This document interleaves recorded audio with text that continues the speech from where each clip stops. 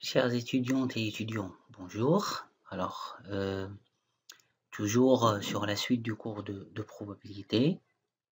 La dernière fois, on s'est arrêté euh, sur la partie, sur le chapitre des lois usuelles. On a commencé avec les lois usuelles discrètes. On a vu que deux lois, loi Bernoulli et loi binomiale. D'accord? Je rappelle que la loi de Bernoulli, c'est une seule expérience qui se fait une seule fois avec deux résultats possibles qu'on appelle soit succès soit échec. Et la loi binomiale, c'est une répétition de loi de Bernoulli indépendante. Les répétitions doivent être indépendantes. On a vu les caractéristiques, l'espérance, la variance de chaque loi. D'accord? Pardon. Alors, évidemment, on a vu, comme j'ai dit, le calcul des espérances et des variances de la loi Bernoulli, la loi binomiale, comme vous pouvez le voir ici.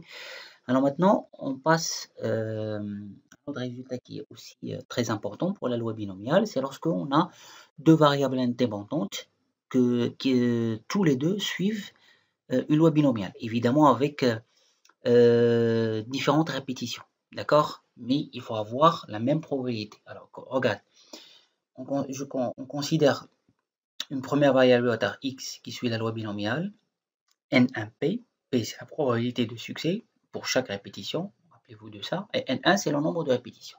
Y c'est une autre variable aléatoire qui aussi suit la loi binomiale.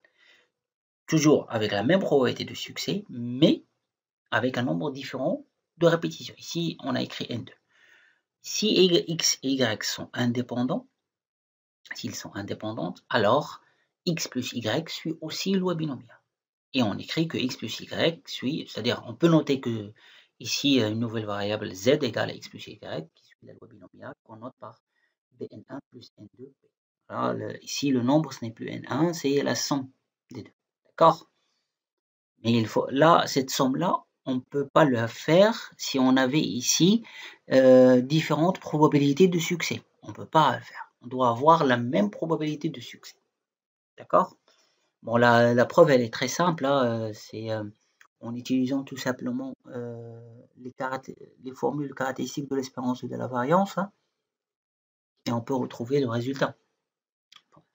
X c'est la somme de n1 variable de Bernoulli, Y c'est la somme de n2 variables de Bernoulli, donc si on fait la somme de X plus Y, ça sera la somme de n1 plus n2 variables de Bernoulli, okay, qui sont indépendantes et de paramètres. Et à cause de ça, on a ce résultat-là. D'accord? Voilà.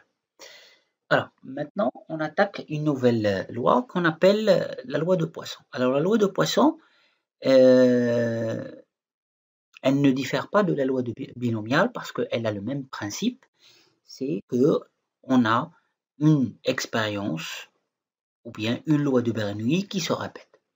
La seule différence entre la loi de Poisson et la loi binomiale, c'est que le nombre de répétitions pour la loi de Poisson, il est énorme, il est en général très grand.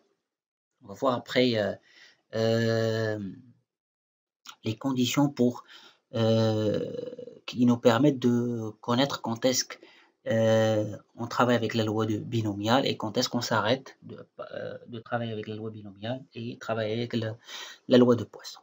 D'accord? Alors, le schéma comme vous pouvez le voir, le schéma ou bien la loi de Poisson est le même que celui de la loi binomiale. La seule différence qui existe entre les deux est que le nombre de répétitions pour le schéma de Poisson est infini, c'est-à-dire très grand.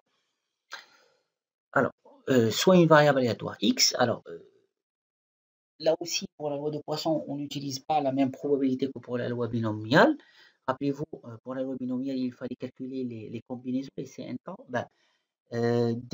Évidemment, si vous avez le nombre de répétitions qui est énorme, qui est très grand, le n qui est très grand, le n, rappelez-vous, le n c'est le nombre de répétitions, le calcul de CNK devient énorme. Même la calculatrice, elle peut pas suivre, hein, si vous voulez calculer ça. Évidemment, si on veut calculer pour 10 répétitions, ou bien pour une vingtaine, ou bien une trentaine, ou bien une cinquantaine de répétitions, j'ai dit tout à l'heure qu'on peut utiliser ça dans les enquêtes et ainsi de suite. Une enquête qui est bien faite, vous avez 50 expériences qui se répètent, ou bien 50 étudiants, vous discutez avec 50 étudiants, ou bien plus. Hein, ou bien plus. Donc, dans ce cas-là, le calcul de CLK devient compliqué, devient très grand. Et donc, l'alternative, dans ce cas-là, c'est d'utiliser cette loi de Poisson. Alors, la loi de Poisson, comme vous pouvez le voir, sa probabilité, on la calcule de cette façon-là. Évidemment, sans paramètres, et ça on va le voir après, c'est ce qu'on note par le lambda. Alors, ce lambda-là, il est toujours positif. Et on va voir que ce paramètre, il est en relation avec les paramètres de la loi binomiale. Je rappelle que les paramètres de la loi binomiale, c'est NP. N, c'est le nombre de répétitions. P, c'est la probabilité de succès de chaque répétition. Alors, vous avez ici que la probabilité, toujours, hein, on s'intéresse au nombre de succès. Parce qu'on a dit que la loi de Poisson a le même schéma que la loi binomiale.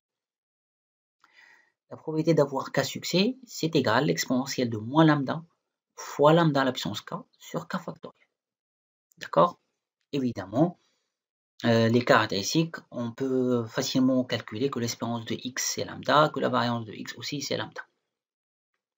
Évidemment, si la variance de x est égale à lambda, l'écart type c'est égal à la racine carrée de lambda. D'accord? Alors, pour l'espérance, le calcul il est très simple. Vous l'avez ici dans le cours. Hein. Il suffit simplement d'appliquer la formule dans le cas discret. Alors, je rappelle que l'espérance dans le cas discret, il s'écrit de cette façon-là. C'est la somme des xi fois pi. D'accord? Évidemment, ici, les xi, c'est quoi? C'est le nombre de succès. Bah, ici, le xi, dans notre cas, ce xi là, c'est tout simplement k. D'accord? Donc, on va voir, c'est la somme des k fois p à la puissance x égale à k. D'accord? Et ce cas-là, c'est soit 0, soit 1, soit 2. Hein. C'est le nombre de succès. On peut avoir 0 succès, 1 succès, 2 succès, ça dépend. Ça dépend de l'expérience, évidemment. Donc, je reviens ici au cours. Hein. On remplace le px égale à k, on remplace par sa formule. D'accord? Vous avez regardé k fois l'exponentielle moins lambda fois lambda puissance k sur k factoriel. Alors déjà ici, ce k exponentiel de moins lambda, puisqu'il ne dépend pas de la somme de k, on peut le faire sortir. D'accord? Et aussi, hein, on a cette possibilité d'avoir, voilà, k exponentielle moins lambda, lambda puissance k sur k factoriel. Hein. Alors ce lambda à la puissance k, on le sépare, d'accord? On peut l'écrire comme étant c'est lambda fois lambda à la puissance k moins 1, ok? Lambda à la puissance k, c'est lambda fois lambda à la puissance k moins 1, d'accord? Bah, là, les puissances, hein, ici la puissance, elle est de 1, ici la puissance est k-1, si vous faites la somme, k-1 plus 1, k-1 plus 1, ça fait k, d'accord? On sépare. Et ici, ce k-là, on le simplifie avec le k factoriel, le k ici dans le cours, on le simplifie avec k factoriel. Je rappelle que k factoriel, c'est k fois k-1, donc fois k-2, ainsi de suite, jusqu'à arriver fois 2, fois 3, fois 2, fois 1, fois 3, fois 2, fois 1. Donc, puisqu'on a ici, dans le cours, on a k factoriel, comme vous pouvez le voir ici, c'est ça. Ça simplifie avec ça, et ça reste quoi? Bah, ça reste juste cette partie-là. Et cette partie-là, ce n'est autre que k-1, k-1 factoriel. D'accord? Voilà. Donc on a, ici on va avoir exponentielle de moins lambda et lambda qui ne dépendent pas de la somme, qui ne dépendent pas de cette somme-là. Donc on l'a fait sortir. Et cette somme-là, ben, on peut l'écrire soit k commence de 1, soit k commence par 0. Hein. C'est la même chose. Ben, cette somme, elle est égale. Alors, je vais l'écrire ici. Je vais essayer de l'écrire avec une autre couleur. Voilà. Alors on a la somme de lambda à la puissance k sur k factoriel est égal à l'exponentielle de lambda. Ça, c'est un résultat qu'on appelle le résultat du développement limité. Malheureusement, vous ne l'avez pas vu pendant le cours d'analyse parce que c'est pendant les années antérieures, on l'avait, mais je me rappelle pas en quelle année, je pense en 2012, on l'a éliminé du cours. Donc on prend, vous prenez le résultat comme ici, d'accord? Je l'ai écrit ici. Voilà, et on retrouve le résultat, ce qui est égal à lambda. De même, on peut le faire pour la variance et pour, évidemment, l'écart type, c'est la racine carrée de la variance. D'accord? Ça, c'est pour la loi de Poisson. Alors maintenant, on revient à ce qui nous intéresse, c'est-à-dire l'approximation de la loi binomiale par la loi de Poisson. Ou bien, en d'autres termes, quand est-ce qu'on s'arrête d'utiliser la loi binomiale et on commence à utiliser la loi de Poisson. D'accord?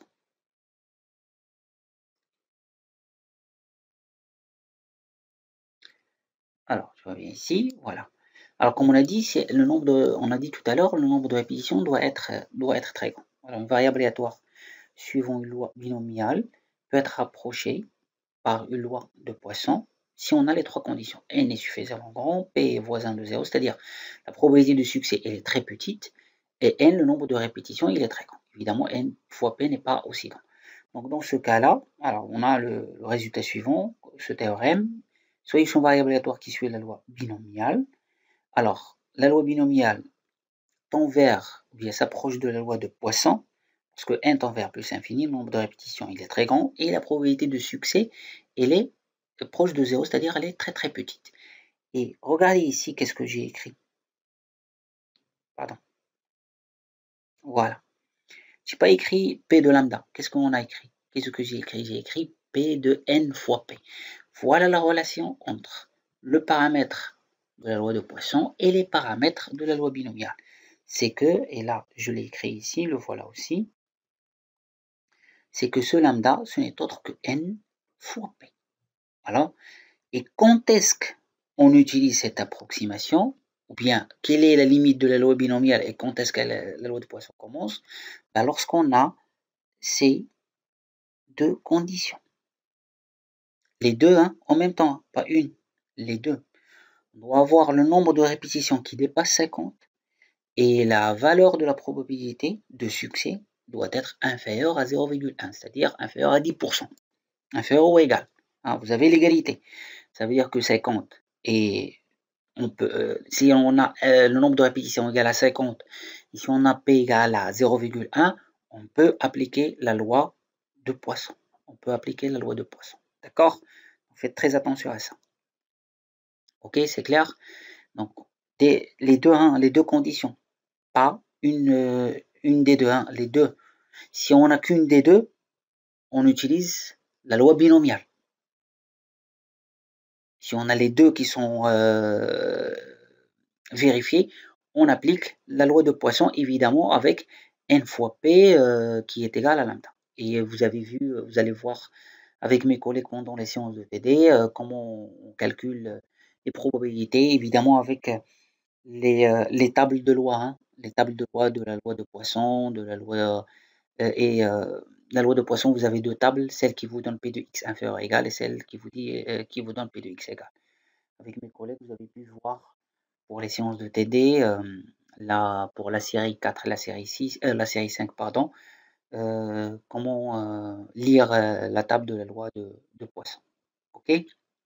Alors, et on va essayer de le faire ensemble dans un exemple qui vient juste après. Voilà, alors, on considère un supermarché qui s'intéresse aux ventes quotidiennes d'un produit frais, P, dont le stock est reconstitué chaque matin. Alors pour chaque jour ouvrable, la probabilité de rupture de stock est de 0,02 et les ruptures sont supposées indépendantes. Alors, comme vous pouvez le voir ici, on s'intéresse aux ruptures de stock donc à chaque journée. D'accord? Et on a la probabilité de rupture, elle est égale à 0,02. Et on nous a dit que les ruptures sont indépendantes, c'est-à-dire que la rupture de stock pour chaque journée, elle est indépendante de la journée précédente ou bien de la journée suivante.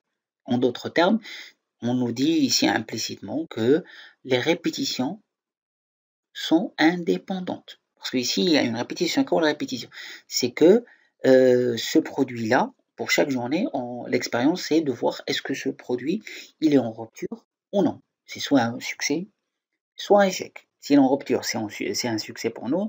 Sinon, c'est un échec. D'accord? Et à chaque journée, on refait la même chose. Puisqu'on a l'indépendance, donc c'est bon. Donc c'est la loi de Bernoulli qui se répète. OK? Évidemment, hein, comme vous pouvez le voir, avec une probabilité de succès, c'est 0,02. Alors, première chose, calculer les probabilités pour que sur 200 jours ouvrables, c'est-à-dire là, ce 200, c'est quoi? C'est tout simplement le nombre de répétitions qu'on a. Combien de jours on va étudier la rupture du stock du produit. Donc, n ici est égal à 200. Il n'y a aucune rupture, 2 ruptures, 5 ruptures, ou plus 5 ruptures du produit frais. Alors, regardez, qu'est-ce qu'on va faire? Déjà, certes, vous remarquez qu'on a les conditions de la loi de Poisson, mais on n'écrit pas directement que la variable aléatoire suit la loi de Poisson. Non, il faut vérifier les conditions. Hein. Regardez, soit x la variable aléatoire, nombre de ruptures du stock de produits frais, P sur 200 jours. D'accord? Combien de fois on a de ruptures? Sur les 200. Alors donc x est la somme de 200 variables aléatoires de Bernoulli, ce qui implique que x suit la loi binomiale. Voilà n et voilà p. Regardons les conditions d'approximation. Maintenant, on regarde est-ce que les conditions d'approximation pour la loi de Poisson sont vérifiées. Alors, n égale à 200, c'est largement supérieur à 50. Et on a p est égal à 0,02, c'est largement inférieur à 0,1. Et on a n fois p, c'est égal à 4, qui est inférieur ou égal à 5. D'accord? Alors, ce 4-là, on peut... ce 4-là, ça sera... ça va nous donner là le paramètre lambda de la loi de Poisson. Alors, comme vous pouvez le voir, ainsi la loi binomiale peut être approchée par la loi de Poisson lambda égale à 4. Ok? Alors, je reviens aux questions. On nous a demandé de calculer aucune rupture, c'est-à-dire x égale à 0, 2 ruptures, c'est-à-dire x égale à 2, 5 ruptures, x égale à 5, et là, au plus 5 ruptures, allez, au plus, c'est quoi au plus? Au plus, c'est au maximum 5. Au maximum 5, c'est p de x inférieur ou égal à 5. D'accord? Évidemment, hein, ça, vous l'avez vu comment calculer comment calculer ces probabilités en utilisant le tableau de la loi de Poisson. Hein. Je rappelle que la table de la loi de Poisson, vous avez deux tables. Il y a une table où ça vous donne P de X égale à K. Et vous avez une autre table qui vous donne P de X inférieur ou égal à petit x. Je pense ici, vous avez ici petit x dans la fiche. Pardon. C'est petit x. D'accord. Là aussi, le tableau. Alors, dans la première ligne ici, vous avez les valeurs de lambda pour les deux tableaux. Ici, vous avez les valeurs de lambda. Ça commence de... Pour ne pas me tromper, ça commence de 1, 2, 3, 4, 5, ainsi de suite. La même chose ici, 1, 2, 3, 4, 5. Vous pouvez avoir même des valeurs 5,5 et tout ça, hein. Vous pouvez le voir. Vous pouvez les avoir, pardon. Et là, vous avez les valeurs de petit x, ou bien de k dans notre cas. Ok? Alors, petit x, ça peut être égal à 0, 1, 2, 3, ainsi de suite. La même chose ici, 1, 2, 3, ainsi de suite. Et là, effectivement, bah, ici, dans notre exemple, lambda est égal à 4. D'accord? Lambda est égal à 4. Donc, dans les deux tableaux, on va s'intéresser à cette colonne correspondante à lambda est égal à 4. La même chose ici. Voilà. Évidemment, bah, pour les premières probabilités, ici, P de x égale à 0, dans quel tableau on va utiliser? On ne va pas utiliser ce deuxième, on va utiliser le premier, parce que c'est le premier qui me donne P de x égale. Donc, je vais faire l'intersection de cette ligne 0 avec la colonne 4. L'intersection.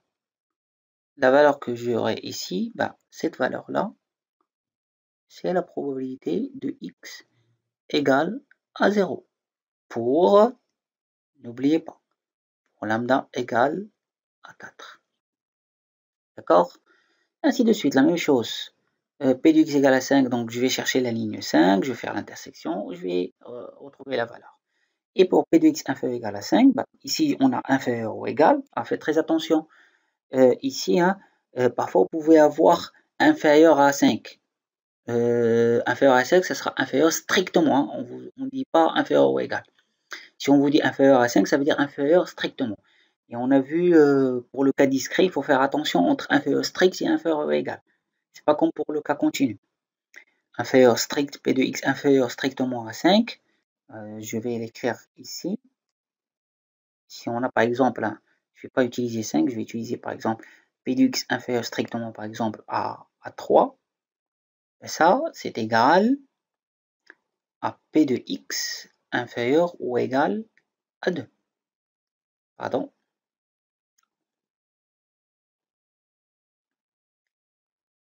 Voilà. M'excuse. Voilà. Donc faites très attention. Ça, on l'a vu, hein. On l'a vu dans les séances précédentes. Ok? Faites très attention à ça. Voilà. Donc voilà, pour P de x ici, je répète, pour P de x inférieur ou égal à 5, ben, je vais utiliser le deuxième tableau, pas le premier, ce deuxième-là, parce que c'est celui qui me donne P de x inférieur ou égal. Et donc voilà, je m'intéresse à la colonne qui correspond à lambda égale à 4. Voilà. Et la ligne, bah, je vais chercher la ligne 5, je vais faire l'intersection et je vais retrouver la valeur de la probabilité.